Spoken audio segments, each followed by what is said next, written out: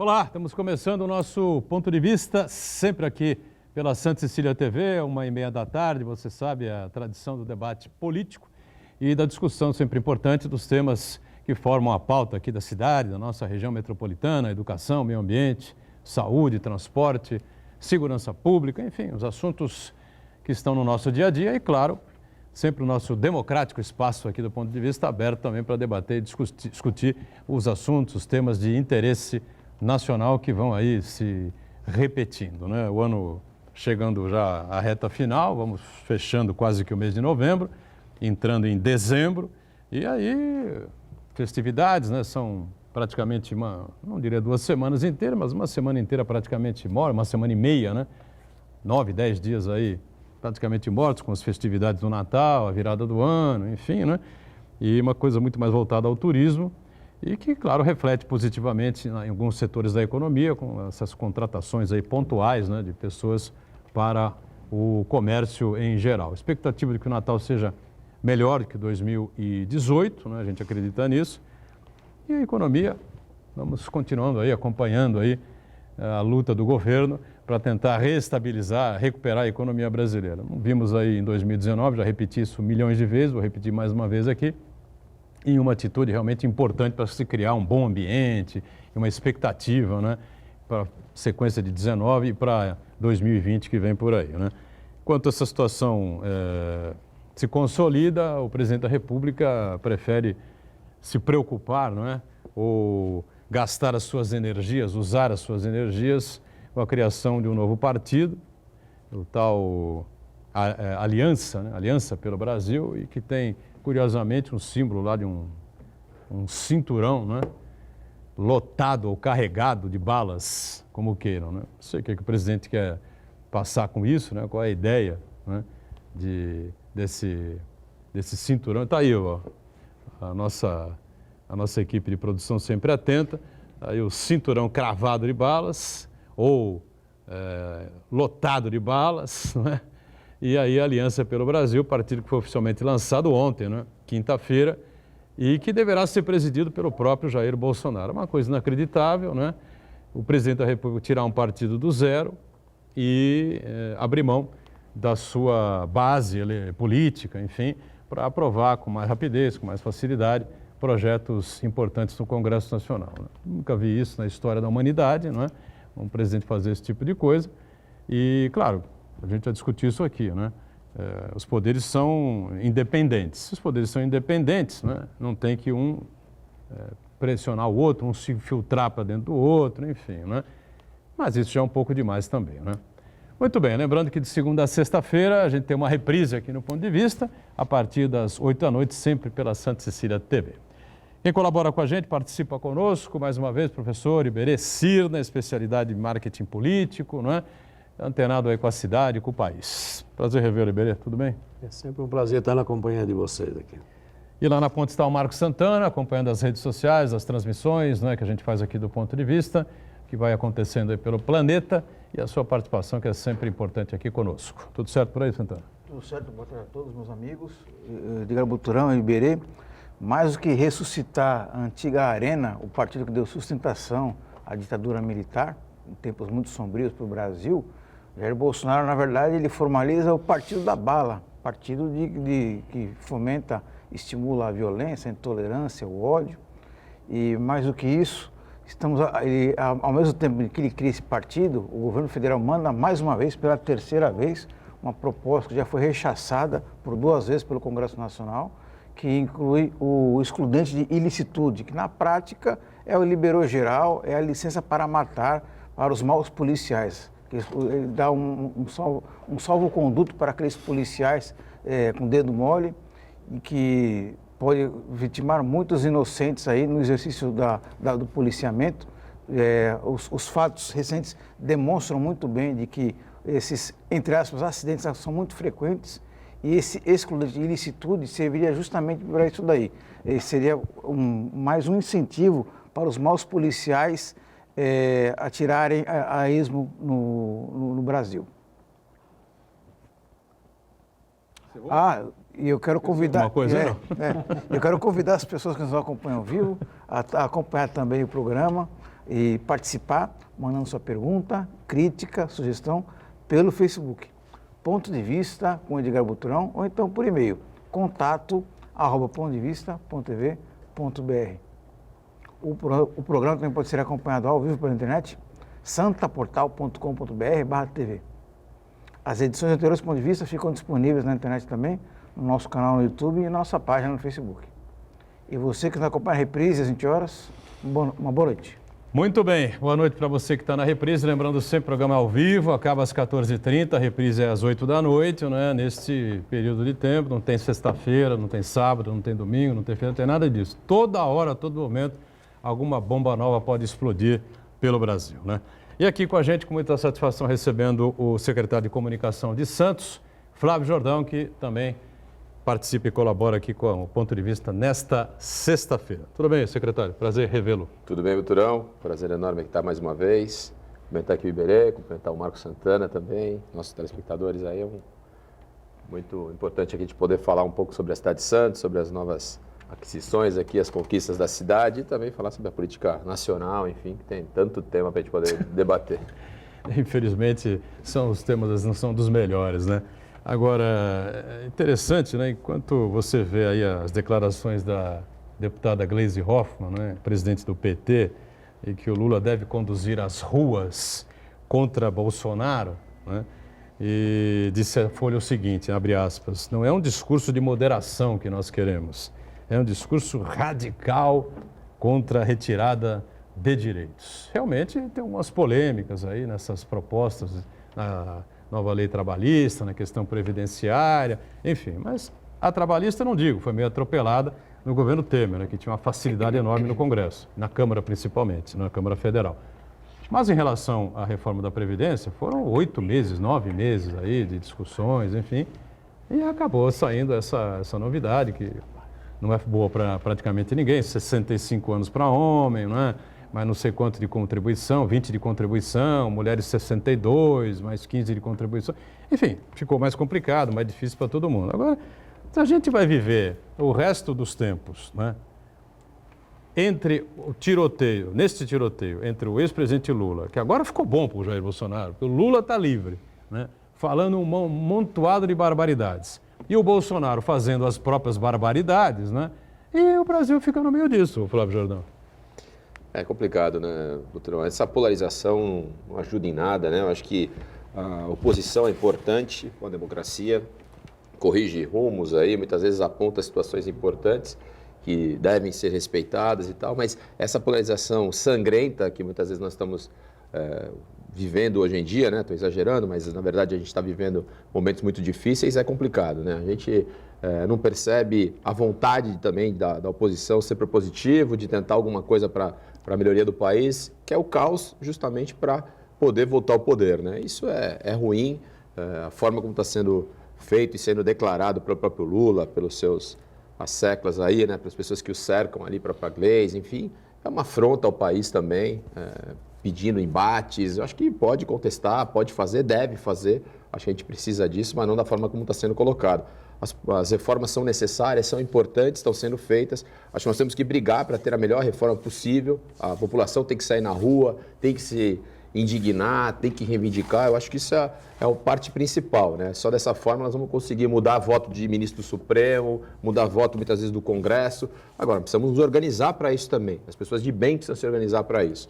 Agora, a gente fica vendo esse circo, né? Um grupo de militantes virtuais de um lado, um grupo de malucos do outro lado querendo guerra, e a gente está no meio do povo aí, está no meio desse conflito, dessa confusão, esperando realmente as reformas que são necessárias para melhorar a vida do brasileiro, né? Isso que a gente espera. O brasileiro está na expectativa realmente de ter mais dinheiro, de ter mais emprego, de ter outro tipo de situação, e não a confusão política que está instalada no país. É a resposta, não é, que a gente evidentemente cobra aqui do Bolsonaro, do Paulo Guedes, enfim, né? Que quando assumiram jamais poderiam ter a condição de reverter a questão econômica, né? Em 6 meses, em 1 ano, a gente sabe disso, né? Mas criar aí, né, um ambiente mais favorável. E vem essas histórias aí, 70 mil empregos, 750 mil empregos no ano, 850 mil empregos no ano. E quantos foram perdidos, pô? Será que o saldo é positivo? Eu acho que não, né? Então, 12, 13 milhões aí de desempregados, né? E você conta aí, o pessoal aí fica aí a mídia e tal, repetindo o que diz aí o ministro, e essa coisa toda, 800 mil empregos gerados. Suponhamos que o número de desempregos fosse zero, né? 800 mil empregos gerados para 12 milhões de desempregados já seriam insignificante, mas a gente comemoraria, tá certo? Agora, a verdade é que tem um saldo aí, né? Você teve 850, 900 mil empregos gerados em 2019, manteve o mesmo número de pessoas desempregadas que perderam e estavam empregadas em 19 e perderam emprego, isso é óbvio, né? Em vários setores da atividade. E com relação a Gleisi Hoffmann, o Iberê, ela tem que lembrar que foi a Dilma Rousseff, que a Dilma Rousseff era do PT, foi eleita presidente da República às custas, né, do ex-presidente Lula, que tinha uma aprovação gigantesca, né, quase que ela ganha no primeiro turno. Fez um segundo turno contra o Serra, todo mundo que apoiava o Serra sabia que era quase impossível fazer a virada naquele segundo turno e realmente não foi, né? E a Dilma destruiu a economia do Brasil, que ia razoavelmente bem naquele momento, mas ela realmente faz questão de não lembrar, né? Ela e o PT todo, né? Todo o PT, né? Na verdade, Boturão, o que a gente está passando aí, essas guerras aí ideológicas, essa briga pelo poder, não para só nos partidos políticos, não. Nós estamos vendo aí o judiciário, a mesma coisa. Você está vendo aí essa brincadeira do Supremo. Eu voto sim, eu voto não. Eu vou ter a cara de pau de demorar 5 horas com uma verborragia para dizer alguma coisa que a gente sabe o que ele quis dizer. Quer dizer, isso virou um pandemônio, isso aqui. Não, ele falou 4 horas e meia votando, quando ele acabou de votar, o ministro Procura levanta o dedo aqui e fala assim, presidente, eu não entendi bem. Mas, gente, isso é um deboche. Pô, e no dia seguinte ele já recuou, né? Recuou, é. É um deboche, nós estamos aí assistindo. Ah, foi um deboche lá, mesmo. Aquilo, sabe? Aí vem um outro, fala que é semideus, que ele pode tudo. Aí vem... Gente, este é o Brasil, quer dizer, nós estamos aí cada vez mais tendo que aprender a democracia. Nós não entendemos ainda o que é um processo democrático, não é possível. Porque nós estamos dentro de algumas regras da democracia que está produzindo o que nós estamos vendo. Quer dizer, eu tenho que evoluir ainda. Tudo que está acontecendo aqui, quem é culpado somos nós que estamos na mesa aqui, viu? Que de vez em quando vem aqui, fazemos um discurso e tal. É aquele povo que está atrás da câmera, é a senhora que está assistindo, que foi lá no botãozinho e escolheu. Ninguém foi colocado lá porque foi ungido, veio de outro planeta. Não, a população foi lá e... Então, é um processo evolutivo. Por isso que a gente diz que democracia é um processo e não um sistema. Ele vai evoluindo. Esta discussão, nós vamos parar quando? É a culpa do Pedro, é a culpa do Paulo. O que nós temos que saber é o seguinte, é o senhor que ganha mal, é o senhor que não tem saúde, é o senhor que está nos assistindo aí que não tem educação. Não tem vacina. Não tem vacina, não tem nada. E nós estamos pagando. Não esquece que ganho pouco, mas pago pouco. Mas pago. Para quê? Para ter um circo, para ter 330 funcionários para cada... Gente, para com essa brincadeira. Então não adianta vir com o discurso, vem o Lula que eu vou com a caravana, não sei do quê, é o Bolsonaro que não... O Brasil precisa... vamos rezar, porque não está dando mais. Não tem mais instituição que te dê garantia para absolutamente nada. E querem sair de um processo, quer recuperar a economia como? Qualquer um, no mundo globalizado, ele vai olhar o quê? A segurança jurídica. E sabe política onde está a também, segurança né, jurídica? E política está na também. cabeça dos 11 ministros. Eles fazem lá o que eles querem. Eu voto para cá, eu voto para lá, não, agora não. Já mudaram 10 vezes o mesmo voto. Aí o outro porque é o primo, não sei de quem. O Brasil precisa ter um freio de arrumação muito sério, que não seja com Bolsonaro, que não seja com Lula, que não seja com... Não sei quem vai ser, mas o Brasil tem que aprender, porque nós estamos pagando muito caro por todas essas mazelas que está acontecendo. E outra coisa, né? Essa questão do Bolsonaro criar um partido novo na presidência da República, o que me pergunta é o seguinte, não tem nada mais para o presidente da República fazer na vida do que criar um partido, vai se preocupar em criar um novo. Olha o trabalho que ele vai ter para criar um partido novo. O Flávio conhece bem esse tema, foi presidente aqui do diretório do PSDB, acompanhou aí o Paulo Alexandre em tantas e tantas missões aí, como deputado, como secretário de Estado, enfim. Entende muito bem quais são aí os meandros aí, os bastidores, enfim, que fazem parte aí da criação de um partido, de como se gerir um partido político. É um negócio difícil, né, Flávio? Não é brincadeira. Quer dizer, o presidente tem uma situação de 12 milhões de desempregados, né? Aí vem outro falar lá atrás que o meu governo, tal, no governo do Lula, inegavelmente a economia gerava bem, tinha emprego, quase que o pleno emprego no Brasil, uma coisa fantástica, inédita. Só que a Dilma destruiu tudo. E a Dilma é do PT. Atenção, petistas. Dilma Rousseff é do PT. Não dá para esquecer isso. Né, Flávio? Porra. Sem dúvida, Butrão. A gente está falando aqui de economia melhorar, enfim, obviamente que isso tinha que estar um cenário extremamente favorável, né? Os investidores querendo investir no país, a gente realmente em céu de brigadeiro, a economia retomando, isso seria o natural. Agora, com as confusões que são criadas pelos próprios políticos, ou seja, essa questão do partido é algo surreal. Ele entrou há pouco mais de um ano, né? Um ano que ele ganhou a eleição no segundo turno. Em pouco tempo começa uma confusão interna no partido por poder, por verba de fundo partidário, ou por espaço, ou por tempo de televisão que vai ter na próxima eleição, sei lá qual é o motivo. Começa uma guerra interna entre eles. Fizeram ali uma bancada excepcional, saíram de um deputado no partido Nanico para 53, no partido que ficou o maior partido, dos maiores partidos do país. Ou seja, consegue se desintegrar isso. E realmente, você coloca um ponto importante, muitas vezes a pessoa que está na administração, na máquina, ela acaba esquecendo de fazer política porque ela não tem tempo para fazer política, ela tem que trabalhar 24 horas por dia, sugado pela máquina, trabalhando, pensando o que ele vai fazer. Agora, tem que dividir o tempo entre os afazeres do dia a dia de uma máquina pública, que é pesada, que é burocrata, que é não sei o quê. Tem que perder tempo arrumando o partido, criando o partido, para ele ainda ser o presidente do partido. Ele já colocou que ele quer ser o presidente do partido também. Como é que ele vai administrar tudo isso? Ou seja, na minha opinião, assim, é um erro crasso. Eu acho que tinha que estar preocupado com outras coisas. Já sabia-se que ia ser dessa forma, mas muita gente criou a expectativa que seria diferente, né? Falou, não, eles vão... Eu até acho que tem boas intenções, eu nem acho que o Bolsonaro tem de todo mal. Eu até acho que algumas intenções são bacanas, são importantes, ainda não conseguimos perceber, né, realmente na prática as melhorias para o país, mas acho que alguns enfrentamentos estão sendo colocados, questão do funcionalismo, questão do pacto federativo, acho que tem alguns pontos muito importantes, mas falta realmente mostrar isso na prática para que as pessoas sintam realmente essa melhoria da economia. E só vai sentir a hora que conseguir ter dinheiro no bolso, ter dinheiro dentro da sua casa, levando comida, tendo seu emprego. É assim que a pessoa vai sentir. E para isso tem que se dedicar 24 horas por dia. Diga, Santana. Bom, eu acho que essa polarização entre o Jair Bolsonaro e o Lula só interessam aos dois, né? E ao Jair Bolsonaro e ao PT.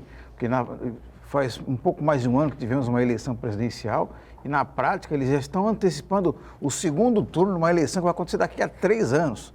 Enquanto isso, nesse meio tempo aí, o debate dos grandes temas nacionais, os assuntos que afetam diretamente a vida de cada um de nós, desenvolvimento econômico, emprego, a otimização da máquina pública, fica o terceiro, quarto plano, né? Na prática, eles já colocaram a campanha eleitoral na rua. E o mais grave de tudo isso daí é que os demais partidos, que até teriam outras propostas aí, acabam sendo excluídos desse processo eleitoral. O eleitor parece que fica só entre essas duas opções, entre Bolsonaro e o PT, que é muito ruim, que na verdade o grande problema da eleição do ano passado foi justamente isso daí, essa polarização do Brasil, que inviabilizou que o eleitor escolhesse outras alternativas que já estavam disponíveis no primeiro turno.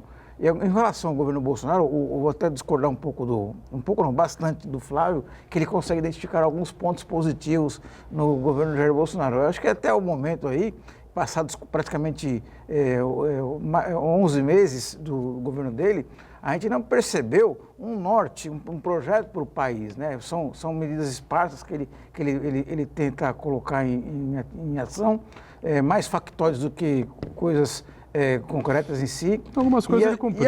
E as reformas que foram feitas completamente à revelia do Jair Bolsonaro, né? O Congresso Nacional, que acabou capitaneando a reforma da Previdência, está conduzindo a reforma tributária, está propondo aí a reforma administrativa e, na verdade, o Jair Bolsonaro e os seus filhos apenas atrapalham nesse contexto. Com relação aí à tímida melhora no nível de emprego no Brasil, na prática o que se percebe, os dados do IPEA mostram isso daí, indicam a precarização do trabalho, na verdade, né? Um achatamento questionamento do poder de consumo do brasileiro. Naquele trabalhador que ganhava um pouco melhor, ele foi demitido e no seu lugar está sendo contratado uma pessoa com menor capacidade de compra, com um salário menor. Com isso daí, a economia vai encolhendo num processo aí autofágico aí, que a gente não sabe aonde vai terminar. Isso é um perigo, né? Você realmente diminui os cargos de maior poder aquisitivo, de maiores salários, substitui por gente de salário menor, não é? E a roda da economia gira cada vez menos, porque o sujeito tem cada vez menos possibilidade de compra, né? De ir ao supermercado, de ir a uma loja, enfim, de trocar de carro e essa coisa toda, né? Agora, veja bem, só para encerrar o bloco aqui, e essa coisa aqui, essa polarização que tem que ser diluída, não é? Até 2022, eu espero que surjam aí forças políticas, né? Lideranças políticas ao centro, né? Que possam... Luciano Huck. Mas que seja o Luciano Huck, né? Mas que seja o Luciano Huck. Faltam opções, na verdade. Certo? Outras opções aí, né? Que a gente possa contar e acompanhar, né? Para evitar que essa polarização continue. Mas acho, agora, só para completar aqui, assim, uma pessoa que está vendo isso de camarote e que vai chegar bem vai ser o João Dória. O João Dória vai chegar bem nessa eleição. Ele é qualificado, ele não tem ainda também entregas, né, não conseguiu fazer, está pensando macro, mas acho que vai ser um candidato extremamente competitivo em 2022 também. Ou seja, são 3 grupos que estão pensando já em 2022. O próprio João Dória também está pensando em 2022. Sim, verdade. Só para amarrar então aqui, se puder colocar de novo aí o símbolo do partido Aliança pelo Brasil, né? Só para destacar aqui, o manifesto do partido fala nas suas principais bandeiras, que são as seguintes, olha aí. Você vê aí de novo aí Aliança pelo Brasil e um cinturão aí cravado, lotado, recheado de balas, né? E então as bandeiras do partido são respeito a Deus, a religião, né? O que é que isso tem a ver com balas, com armas de fogo, enfim, não sei. E oposição a movimentos de esquerda.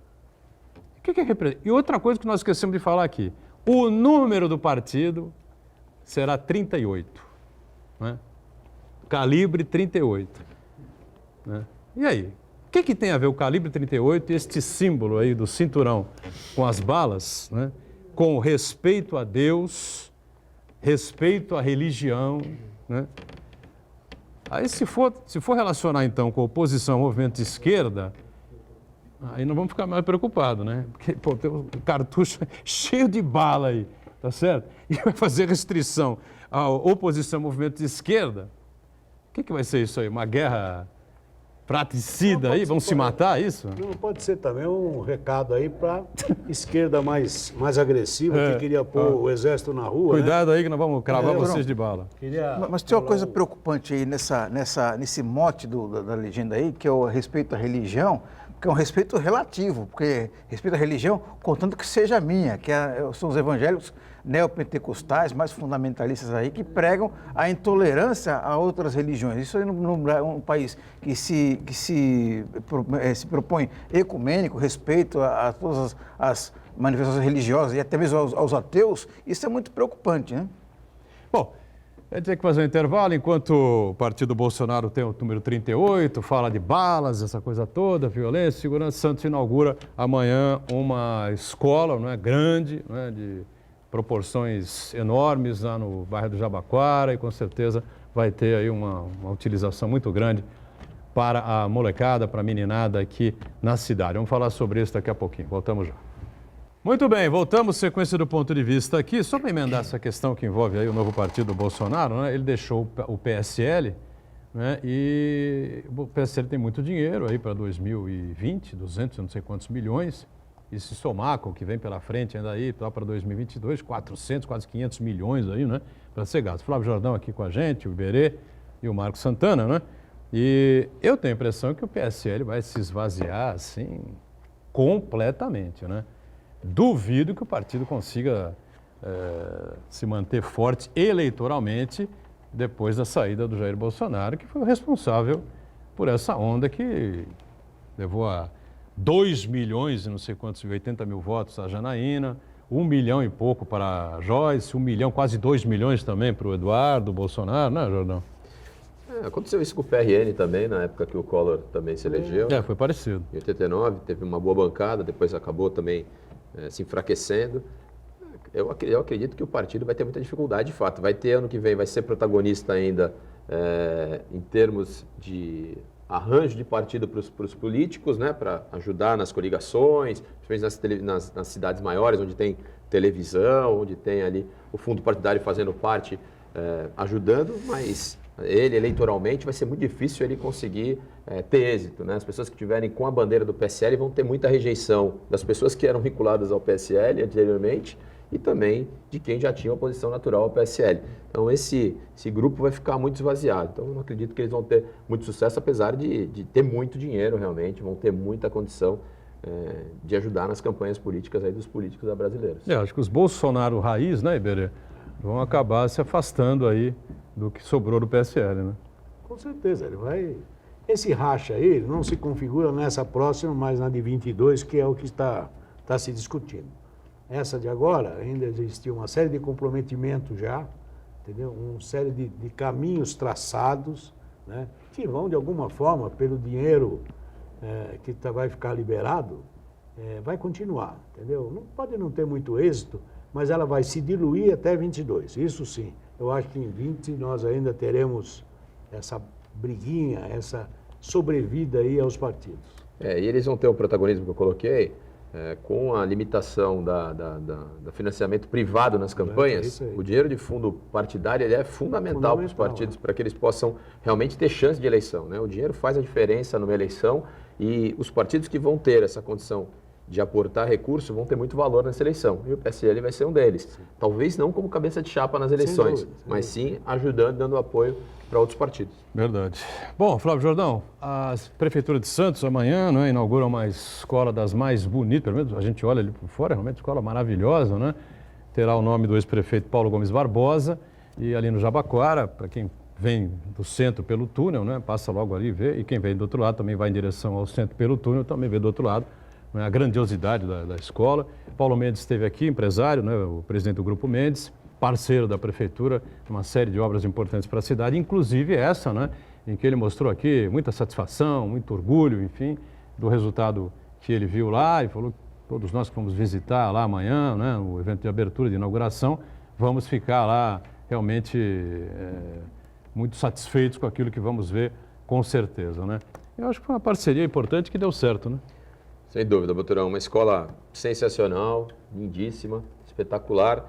E o Grupo Mendes aí está de parabéns aí pela estrutura. É uma contrapartida da Ponta da Praia.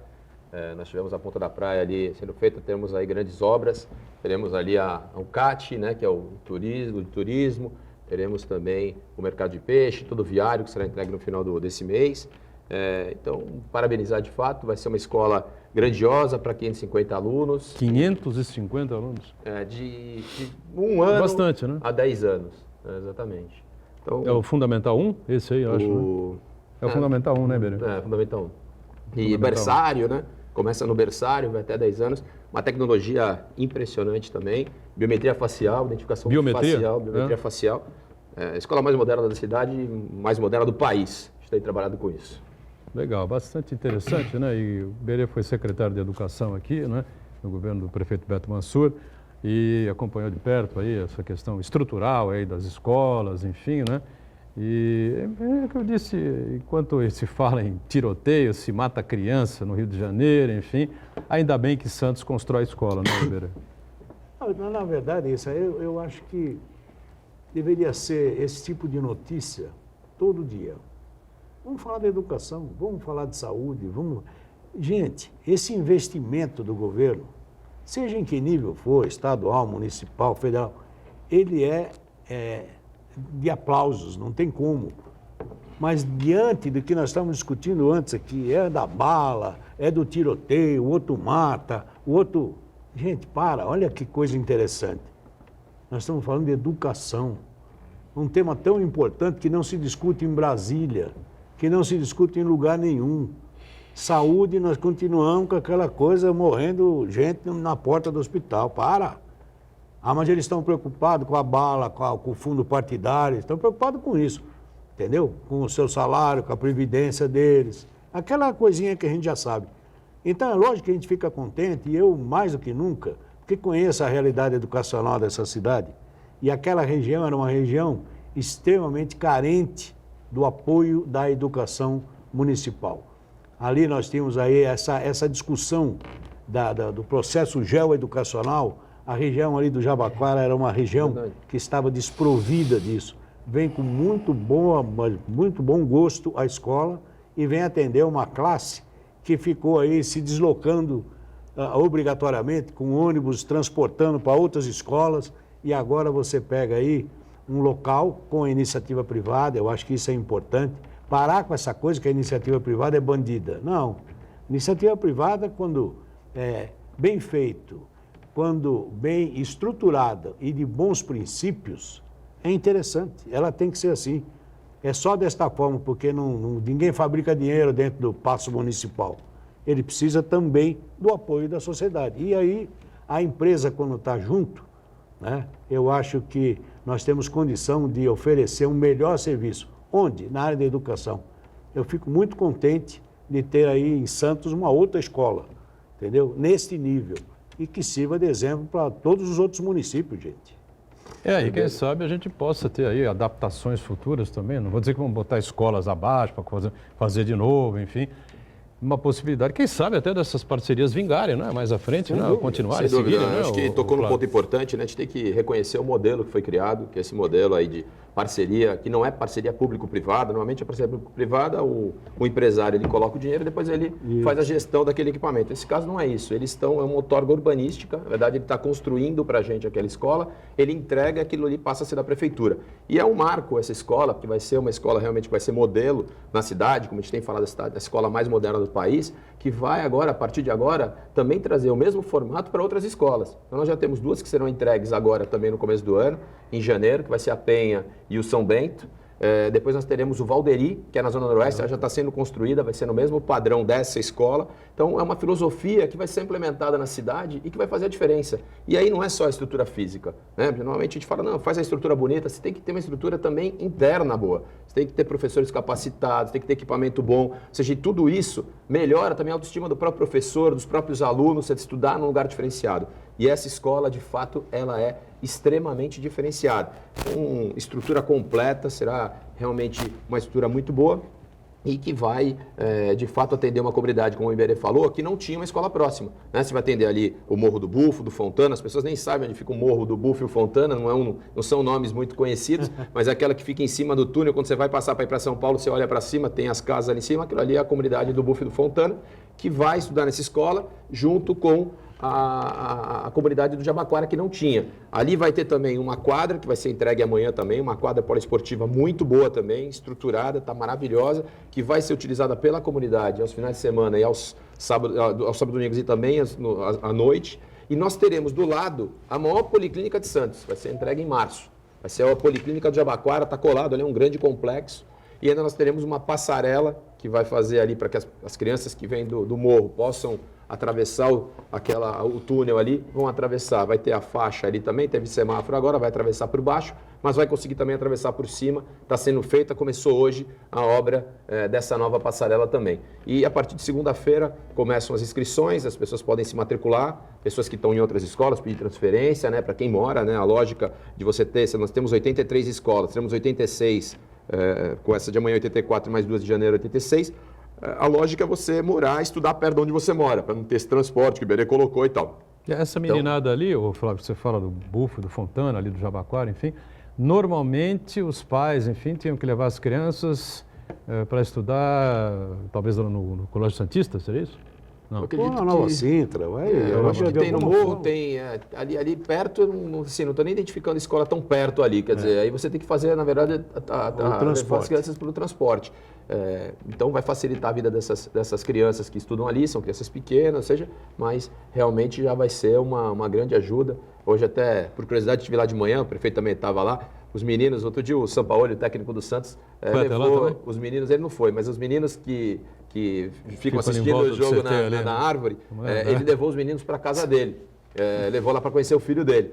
São 10 meninos. Tá? E hoje eles foram lá conhecer, porque eles vão estudar na escola. Eles não estudavam lá, então eles foram até lá hoje, esteve com eles lá, então é muito bacana, porque realmente movimenta de fato e está causando muita curiosidade do santista, né? Hoje com as redes sociais acabam tendo fotos, vídeos e as pessoas estão comentando, estão querendo saber. Então fica o convite aqui, quem puder amanhã está prestigiando a escola às 10 horas da manhã, vai ser uma grande inauguração e um marco na cidade de Santos. Sampaoli vai indiscutivelmente fazer falta aqui, não só para o Santos, mas para a cidade. Né? Diga, Santana. Ô, Edgar, a gente tem aqui no programa, tem que criticar quando o assunto realmente deve ser criticado, mas também tem que ter responsabilidade e reconhecer os avanços, as melhorias que vão sendo feitas na cidade, né? Então, e nesse contexto, essa unidade que a Prefeitura entrega amanhã, ela é muito bem-vinda e mais importante que o tamanho em si da escola, de ser uma nova unidade, da capacidade de atender centenas de alunos, é o conceito em si, né? É um novo modelo que se começa a se implantar em Santos.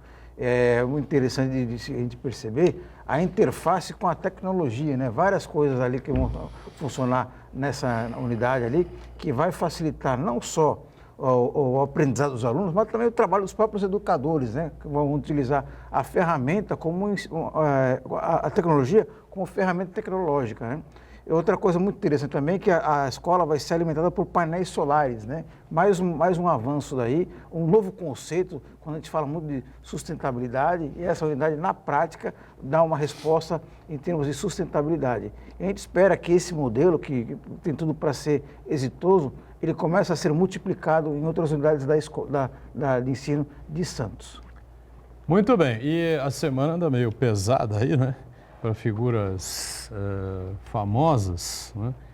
E a gente está acompanhando aí com atenção o acidente do apresentador Gugu Liberato, né? Uma coisa realmente inacreditável, aconteceu quarta-feira na sua casa lá em Orlando, né? Na Flórida, caiu de uma altura de 4 metros de cabeça, enfim, está internado no hospital, não se tem ainda novas informações aí por parte de boletins médicos, todo mundo aguardando. Eu confesso que não assisti um programa do Gugu uns 40 anos, tá certo? Vou deixar bem claro aqui, não tinha nenhum prazer em assistir o Gugu Liberato, não era telespectador dele, mas o Gugu é uma figura extremamente simpática, né? Carismática, né? Um cara do bem, né? Acho que apesar dos quadros que ele fazia ali, umas coisas meio popularescas e tal, que não me agradavam nem um pouco, enfim, mas tinha um público realmente muito grande, audiência muito grande no SBT e agora, nos últimos tempos, na Record também, né? Evidentemente a gente tem que respeitar um comunicador de massa, como é o Gugu Liberato, né? Que seguiu aí a linha do mestre de todos os mestres, Silvio Santos, né? E agora, esperemos que o Gugu possa se recuperar, né? O quadro é complexo, é difícil, né? Galvão Bueno, já dissemos antes aqui, comentamos rapidamente, teve um infarto na quinta-feira pela manhã, né? Em Lima, no Peru, não vai poder transmitir, evidentemente, o jogo Flamengo e River Plate.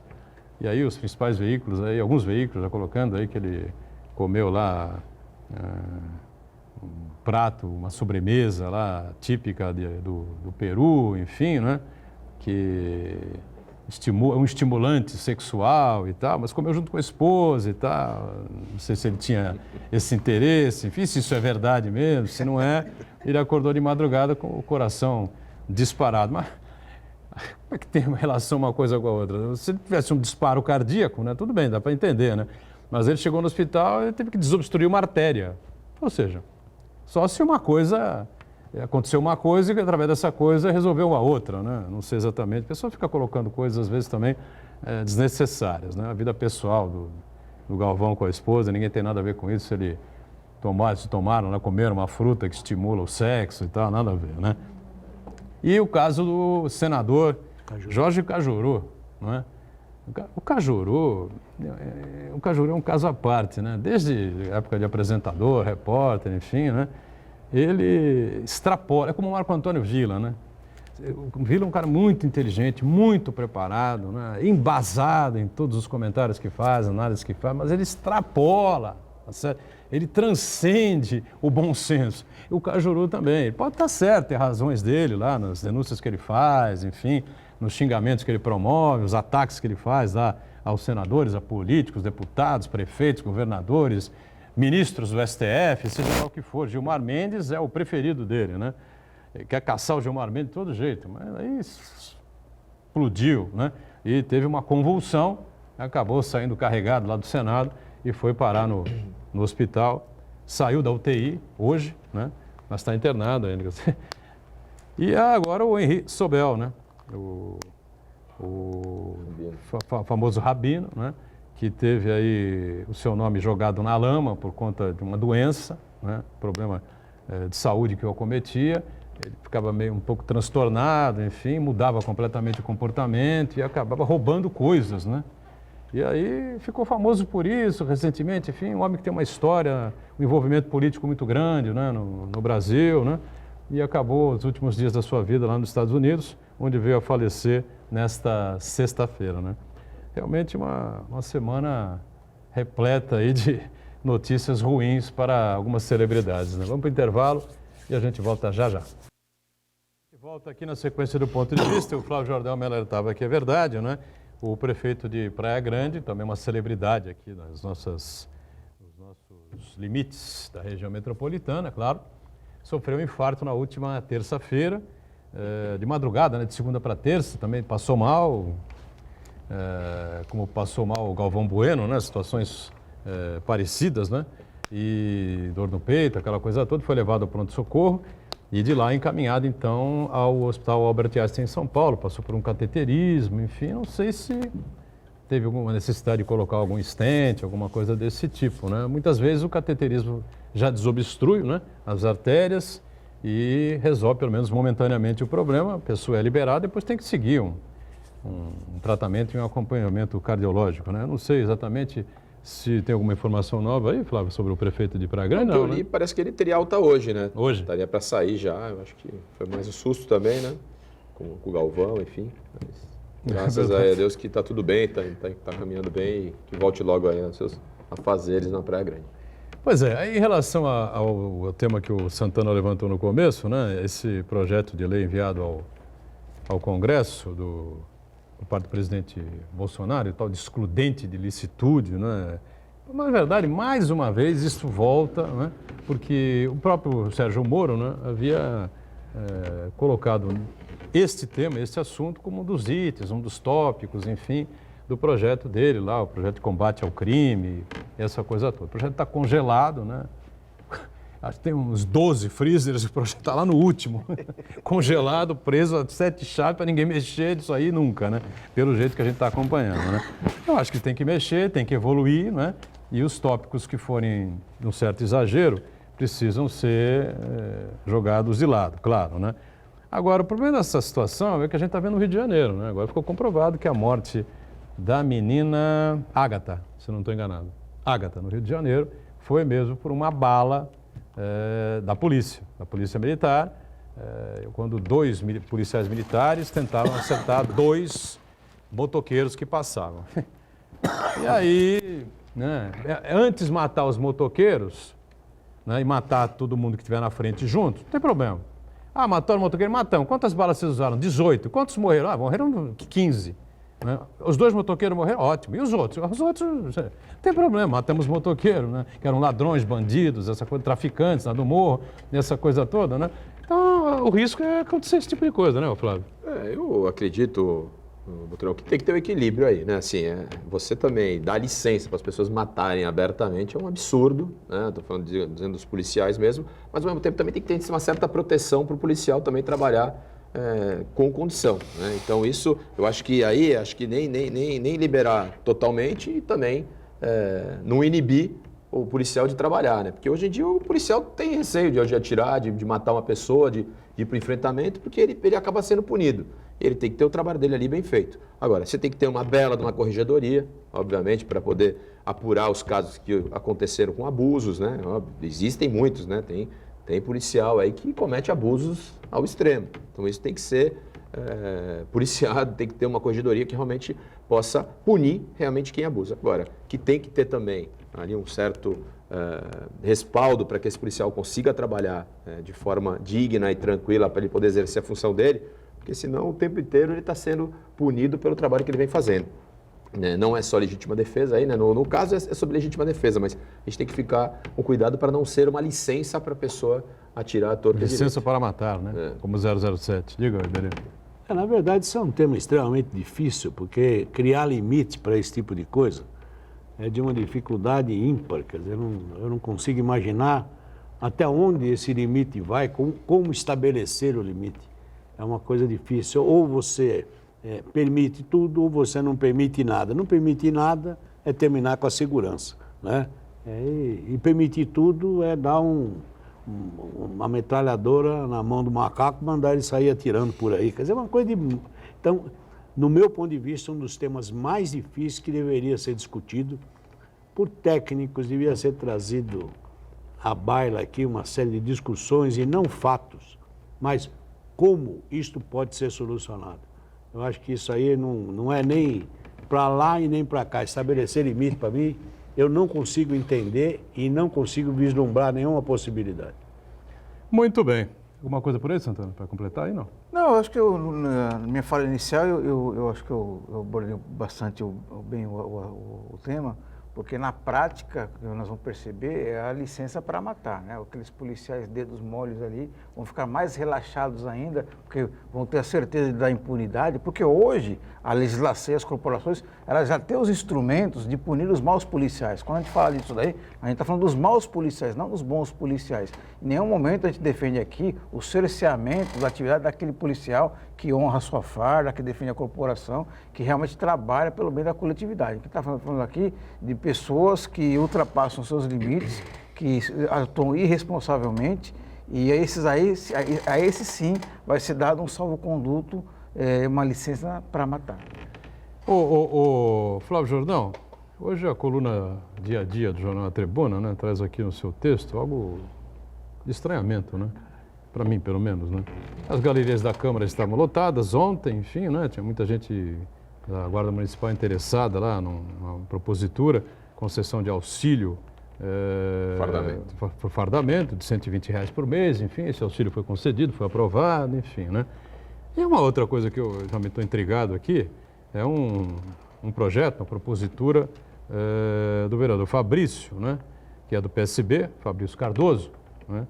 E que, em tese, reverte o projeto de lei aprovado pela Câmara, né, sancionado pelo prefeito, aprovado o projeto de lei do vereador Benedito Furtado, também do PSB, né, aliás, o Furtado é o presidente do partido no município, né, em relação a essa questão de comércio, de venda de animais, essa coisa toda, né. Estavam lá pessoal profissional de adestramento, né, de animais, enfim, especialmente pássaros e questão de peixes de aquário, enfim. Está entendendo o projeto? É isso mesmo? A ideia do projeto do Fabrício é reverter o projeto não aprovado? Reverter, né? Criar um dispositivo para aprovar algumas casas de utilizarem, por exemplo, casas de peixes, enfim, alguns segmentos aí. De fato, é uma lei complicada essa lei, né? Assim, você tem estabelecimentos comerciais da cidade, eu mesmo recebi vários deles, pessoas que trabalham com produtos de venda normais e também venda de animais. O que está sendo proibido são as vendas de animais, mas dentro dos cálculos, dos números que eles apresentam, tem uma grande parcela do faturamento deles está dentro das vendas dos animais. E parece que o do Fabrício acho que era tirar animais domésticos, uma coisa assim. Mas cachorro não é doméstico? Então, gato. Eu não sei qual é o dispositivo de fato, mas ele quer tirar porque assim, tem muitas lojas que vendem, por exemplo, trabalham com aquários, com peixes e tal.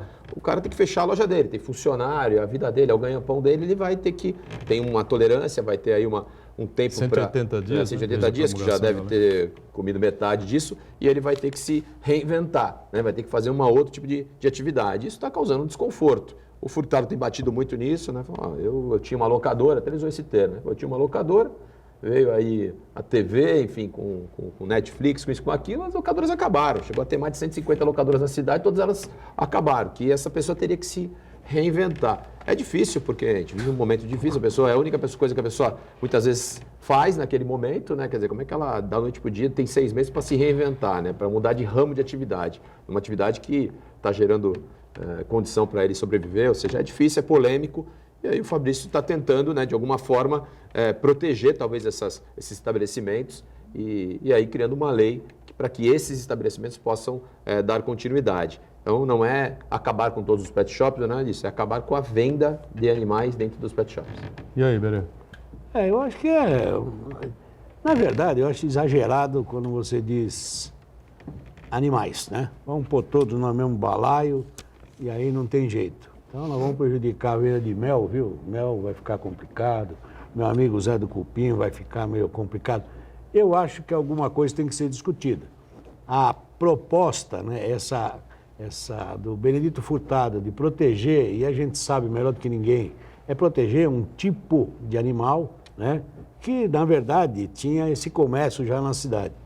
Quer dizer, mas não dá para generalizar. Então, acho que o vereador Fabrício está tentando, de alguma forma, tirar esse padrão único, né, e que pode, na verdade, prejudicar. Não são todos. Eu vou mais além. Eu não sei se o fato de proibir a venda protege.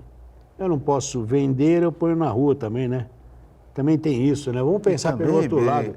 Estimula o comércio clandestino, Sem dúvida, o comércio ilegal, né? Então, toda vez que se proíbe alguma coisa, tem que ter muita cautela e avaliar quais são as consequências disso daí, né? Além de ter esse efeito colateral aí, de você atingir um outro segmento que não era a ideia central, que se pensou cães e gatos essa proibição. Mas aí você também afeta os aquaristas e outros segmentos. Então, é preciso ter muita cautela quando um legislador vai elaborar um projeto que tem uma repercussão tão ampla assim, né? Eu acho que poderia ter sido padronizado a venda de uma outra forma, criado alguns empecilhos, criado algumas regras mais rígidas. Porque eu vejo assim, não pode. Então lá a cachorrinha eu cria, não tem para onde levar, eu pego uma madrugada, sombria, né? Eu com ninguém, ponho tudo na rua, e aí nós vamos ficar, o problema maior ainda. Então, eu acho que foi feliz o vereador Fabrício de discutir esse tema. Agora, arrumar a solução para esse tipo, desta forma, eu acho que é muito delicado. Vai ter que discutir mesmo, porque senão nós não vamos vender o peixinho, aquele peixinho que eles dão no final da coisa lá, não vai mais, padre. E tá uma confusão aí, porque os protetores de animais aí estão em conflito, né, com o próprio segmento, né? Quer dizer, ficou aí uma disputa também, né? Porque eles entendem que realmente não pode ter a venda, o outro quer comercializar, e aí o que eles estão colocando é que eles gostariam que tivesse uma fiscalização mais eficiente contra maus tratos. Sim. Né? Isso que eles estão falando. Seria mais interessante que fizesse esse tipo de situação ao invés da proibição geral. Mas, de fato, é uma vontade realmente do movimento, né? Dos protetores de animais aí, para que tenha esse tipo de atuação. Eu já me posicionei aqui algumas vezes, né? Eu nunca tive um animal comprado em casa. A cachorra nós ganhamos, né? O passarinho também ganhamos. 2 pintinhos que meus filhos tinham. Também ganharam. Seus filhos têm uns pintinhos? Tinham pintinhos. Ainda bem que seus filhos têm o pintinho. Agora eles não têm mais pintinhos. Não tem mais pintinhos, né? Não, eles continuam tendo. Sem nenhuma analogia. Não, agora... Eles continuam tendo. Mas não são mais pintinhos. Aumentou. É um franguinho. Agora virou linguiça. Agora, falando sério, os pintinhos acabaram sendo trocados por um passarinho, mas é uma empregada, uma função antiga que a gente tinha, morava em Praia Grande, então você presenteou com os pintinhos, aí os pintinhos meus eram grandes, falei, não vai dar certo, o apartamento não era um apartamento menor e tal, falei, vai complicar isso aqui, vai ser difícil. E aí ela levou os pintinhos e trouxe um passarinho, né? O passarinho ficou com a gente bastante tempo, acabou morrendo e tal, e a cachorra está há 13 anos com a gente, também ganhamos a cachorra. Então eu não gosto, essa ideia realmente não me faz muito bem, não, de você pagar e tal, ir lá comprar um animal e tal, não sei o quê. Mas como esse comércio está estabelecido há muito tempo, acho que você não era bem apropriada, não bem o momento de você colocar esse projeto, votar. Enfim, acho que podia ter aguardado um tempo, porque sabe a economia dando uma reviravolta daqui a algum tempo, não é? Você poderia criar essa coisa, ficaria mais fácil. Se o sujeito tiver que fechar o pet, pet shop, é um negócio do cara, o que o cara vai fazer depois, né? Sem o pet shop. E também entendo o seguinte, é mais importante o negócio do cara, desde que seja fiscalizado direitinho, de todas as formas, do que propriamente o animal. O ser humano está na frente do animal, sabe? Ou não? Não sei mais, né? No momento que nós estamos vivendo, eu já não entendo mais direito dessas coisas, é discutível, enfim. Mas eu acho que está, né? Lógico, tem que proibir os maus tratos, fiscalizar maus tratos, fiscalizar se tem alguma coisa ali por trás daquele estabelecimento, enfim, lógico, como sempre, tem que ser feito. Mas acho que, enfim, repito, não gosto desse tipo de comércio, ir lá na loja comprar um animal. É um negócio esquisito, né? É diferente de comprar uma caneca. Vai lá, compra uma caneca, compra uma caneta e tal, é uma coisa diferente, né? Do que você comprar um animalzinho doméstico. Mas também acho que o momento não foi assim dos mais adequados. Flávio Jordão, prazer recebê-lo aqui mais uma vez. Obrigado e até a próxima. Valeu. Eu que agradeço, Buturão. Obrigado aí pela oportunidade, mais uma vez, aí, de falar das coisas boas que vem acontecendo na cidade. Muito bem. Professor Iberê com a gente mais uma vez. Marcos Santana diariamente conosco, de segunda a sexta, ponto de vista ao vivo, a partir da 1h30 da tarde, reprise às 8 da noite, sempre aqui na Santa Cecília TV. Valeu. Obrigado, gente.